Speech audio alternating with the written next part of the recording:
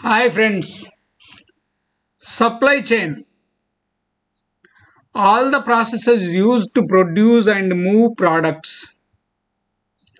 All of the processes used to produce and move products. అంటే ఒక ప్రోడక్ట్ను తయారు చేయడంలో వాడే అన్ని ప్రాసెస్లు.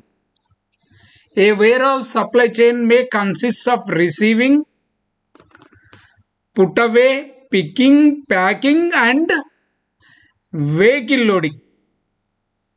ఇవన్నీ చేసేది ఎందుకంటే ఒక వస్తువు మన వేర్ హౌస్లో రిసీవ్ చేసుకొని స్టోర్ చేసి తర్వాత ఆర్డర్ రాగానే పికింగ్ అంటే తీసుకొని ప్యాక్ చేసి వెహికల్లో లోడ్ చేసే ప్రాసెస్లు అన్నీ చేసేది సప్లై చైన్.